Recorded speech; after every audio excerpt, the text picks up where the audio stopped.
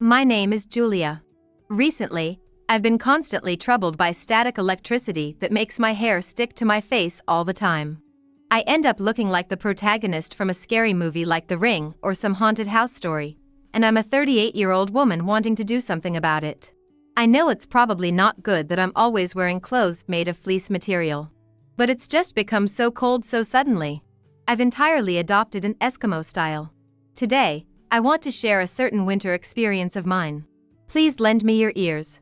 I've had a childhood friend whom I've grown up with since I was 4. Her name was Emily. Ever since her family moved next door when I was 4, not only did we kids become friends, but our parents did too, as they were of the same age. We naturally became close like family. Emily was reserved and mature when we were young.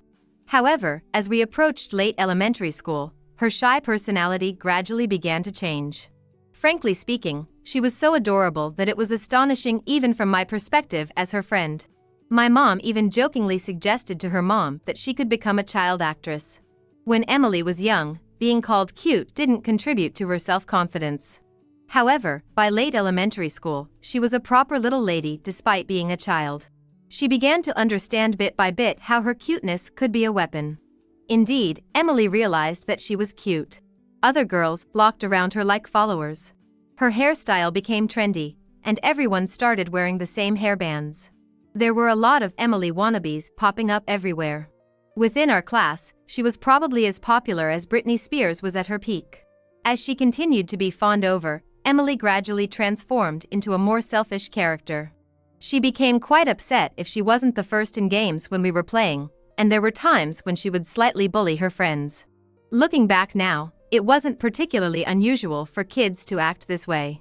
But being of the same age, it was quite a hassle.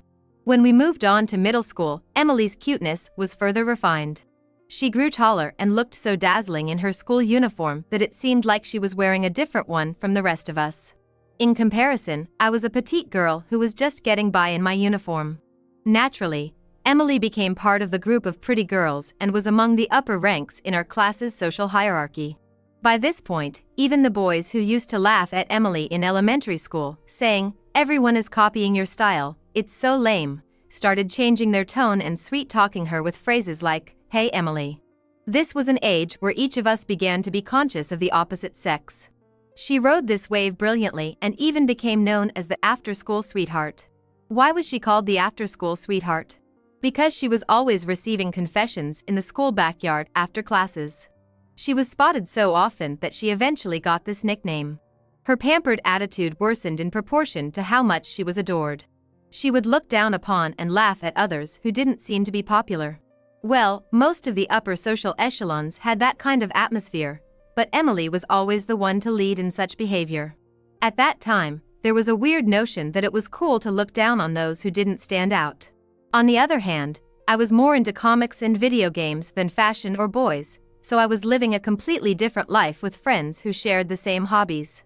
However, Emily never looked down upon me or treated me poorly. No matter how petite I was or how geeky my hobbies were, she would always carelessly come to me for love advice, saying, "Julia, listen to this." Emily was the only one who did that. She never looked down on my friends either. So, while there were times when I felt upset about her past attitudes towards others, I never got to the point of disliking her.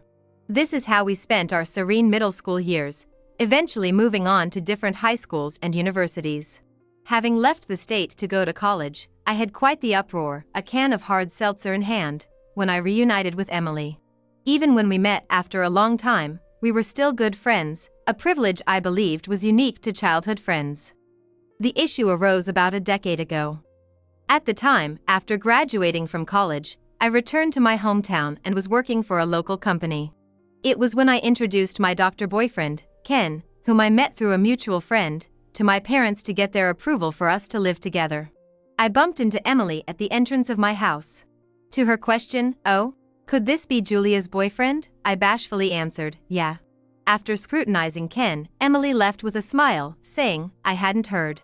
Introduce him to me next time." That night, I got a call from Emily, and it was decided that I would introduce Ken to her. Since Ken and I were living together with the prospect of getting married, I thought it would be good to introduce him to Emily, my childhood friend. So, I decided to get Ken and Emily together as soon as possible. This happened when the three of us gathered at a cafe at a later date. When Ken got up from his seat, Emily said, "This is bad." When I asked her, "What's wrong?" with a surprised look on my face, she came out with, "I might have fallen for Ken." I thought it was a joke, but she was looking at Ken with such dreamy eyes that it seemed as though she was seeing hearts. While I was in distress, she laughed it off, saying, "Don't worry. I won't steal someone's boyfriend. It's the same feeling as admiring an idol." But I didn't feel at ease and didn't leave my seat after that. I was afraid of what would happen if they were left alone. After a while, I happened to see Emily and Ken walking arm in arm in the city. Neither Ken nor Emily had told me that they were going out together. Were they having an affair? Or could they be planning a surprise for me? As I vacillated between the worst-case scenario and hopeful thoughts, I found myself sprinting to catch up with them. Out of breath, the only thing I could say when I finally caught up with them was, "Why are you two together?" I remember being stared at in surprise by people around me. Emily, sticking out her tongue, saying, "You found us," and Ken, going pale. When I confronted them, it turned out that this was their first date, and it seems that Emily had asked Ken for his contact information when I went to the bathroom the first time the three of us met. It was right around the time I arrived at the store, before I was told I might have fallen for him. Emily, who had fallen in love with Ken in what was close to love at first sight, got his contact information with the idea of just as friends, and as they talked, she fell for him. Ken, too, responded with, "If there's anything you're worried about, let's talk about it," and they exchanged contact information. At that time, he was planning to consult with her about how to propose to me in a way that would make me happy. But Emily had her sights set on Ken, and it wasn't a proper consultation. She gradually made her moves, and given that she's quite a cutie, Ken wasn't entirely averse to being told he was loved. And so, Ken fell right into her trap. Ken pleaded with me, saying, "It was the first and last mistake. I won't ever do something like this again," but I couldn't forgive him for just going on a date. As for Emily, she was whispering to Ken, "Why not just date me from now on?" Emily was a childhood friend I held dear, and I was even thinking of marrying my beloved boyfriend. After suffering the ultimate betrayal, I couldn't bear to see either of their faces anymore. I chose to cut ties with Emily right there and then, and also decided to break up with Ken. 9 months after that, I got a text from a middle school classmate about a reunion for the members of our 8th grade class. In 8th grade, Emily and I were in different classes. Thinking I could have fun because of this, I decided to participate, but on the day, I was caught off guard. "Our class idol, Emily, is coming," said the class clown, who had invited her even though she had been in a different class. Those who were in the same club as her or were in the same class as her in 7th or 9th grade were thrilled about this unexpected guest, but I couldn't share their joy. Despite this, everyone said, "Oh, long time no see, childhood friend duo. Sit next to each other," and they made Emily and I sit together. Of course, they don't know about everything that's happened, so it can't be helped. To be honest, I felt like saying, "I cut ties with her because she stole my boyfriend, so please keep her away from me." But I didn't want to rain on the parade of people who knew nothing about it, so I held back. In the end, I spent the reunion, which I had been looking forward to, with a frown, with my detested childhood friend sitting next to me. "What do you do for work now, Julia?" "Me? I'm a secretary at a local company." "Really? But didn't you go to college in New York? You'd probably take home more if you worked there, right?" "Well, yes, but I'm an only child and I have to take care of my parents, so I decided to set up my life close to them." As I was having this conversation with an old friend, Emily suddenly interrupted. "What? So that's why you're dressed so shabbily? No wonder you seem so poor." Needless to say, a vein popped on my temple when Emily, whom I was supposed to have cut ties with, snidely commented as if nothing had happened. The old friend turned pale as if to say, "Wow, that's harsh," while looking at Emily. Of course, I decided to ignore Emily. Sensing the uncomfortable atmosphere, the old friend changed the topic. "So, Emily, what about you?" "Me? I also work for a local company, but I'm in sales, so I'm making pretty good money. I also have a boyfriend who says he wants to marry me, so I guess I'm set for life." "Huh? A boyfriend? Who is he? Do you have a picture or something?" Our old friend quickly responded to Emily's words. They knew nothing, so they had no choice. As much as I was over it, it was an unbearable topic for me. Emily, aware of this, couldn't hide her glee, saying, "Oh really?" She showed an old friend a picture stored on her phone. "Wow, classic Emily. Your boyfriend is hot. What does he do?" "Really? Thanks. He's a doctor. Makes over $100,000 a year, so I plan to quit my job when we get married." "Oh, wow. That's a dream life for every woman at least once, right?" "Right. Oh, what about you, Julia? Don't have a boyfriend?" Turning the conversation back to me, Emily was grinning, holding the picture of Ken, the lover she stole from me. "Oh right, Julia, you don't have a boyfriend, do you?" The old friend also tossed the question to me as if remembering something. It seemed to our old friend, who thought that the awkwardness was due to her slip of the tongue, that the atmosphere had calmed down from earlier. If I choose to ignore, it's the old friend who would feel uncomfortable. Such a festive gathering. It would be a shame to ruin this reunion of our first class. Reluctantly, I smiled and said, "No, I don't." "Huh? Aren't you worried about having kids if you don't get married soon? Still single?" Emily pounced on the chance to ask. Our old friend turned pale again. "Poor thing, being single and poor. Oh, I'm so glad I snagged a boyfriend who earns $100,000. Hearing stories like this, I realize how blessed and victorious I am." "Oh, so I'm a loser and unfortunate, am I?" Looking at her condescending and triumphant attitude, it's clear she still doesn't know anything. I was about to say, "that man," but swallowed my words. No, let's keep quiet out of pity. She should stay in her temporary happiness, for all I care. In the end, I left the reunion having been spoken down to all day. But I wasn't envious at all of everything Emily bragged about, so I didn't feel bitter. About 2 years passed since then.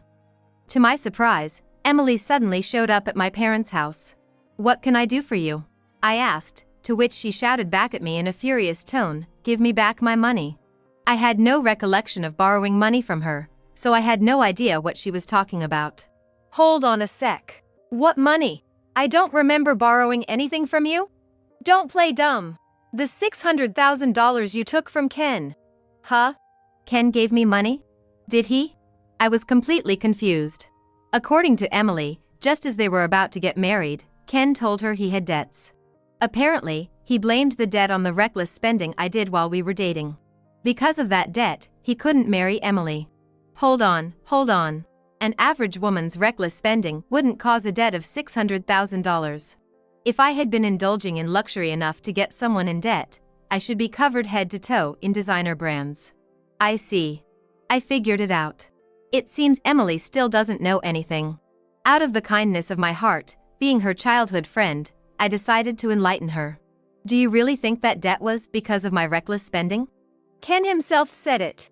There can't be any other reason. It's your fault I can't get married. Stop playing around."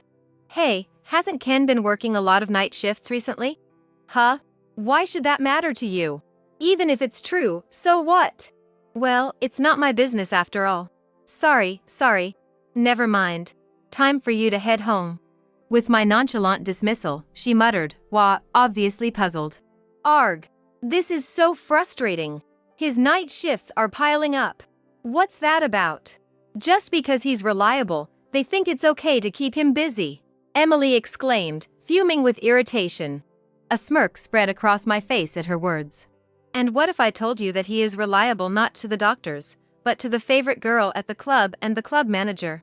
"What? Huh? What are you talking about?" "That's to say, it's not the doctors who are looking forward to Ken's presence every night, but rather the club managers and Ken's favorite girl there, wondering how much he will spend at the club." "What? What does that mean? Are you implying he's been going to a club instead of working night shifts?" Bingo. As I confirmed her suspicions, Emily's face turned a furious shade of red. "Stop spreading lies just because you're jealous he chose me over you," she lashed out. Sadly for Emily, there was no lie in what I was saying. Ken, being a doctor, often found himself being taken to nightclubs as a form of stress relief by his peers and superiors. This was the case even when he and I were together. Well, I suppose his way of having fun was a reflection of his financial status. But it was just them drinking with girls, so I didn't really think much of it. For instance, if you asked me if I'd fall for a bartender at a bar that I frequented, I'd wake up to the reality saying, well, it's just their job after all. I know that Ken isn't that naive, and in fact, he did set clear boundaries. Apparently, there was a time when Ken visited my friend's bar. I heard that he barely made any physical contact because he said, I have a girlfriend. So, I wasn't worried about him cheating on me at the club, or becoming too attached to one of the girls. Just as some people buy lottery tickets for the thrill of it even if they hate gambling, I figured it's okay to have a little fun as long as you don't get too involved. However, after we broke up, I heard a story from the acquaintance who introduced me to Ken. He had a new girlfriend who was possessive. It was about Emily. She demanded frequent contact even during work hours, and insisted that they spend their days off together.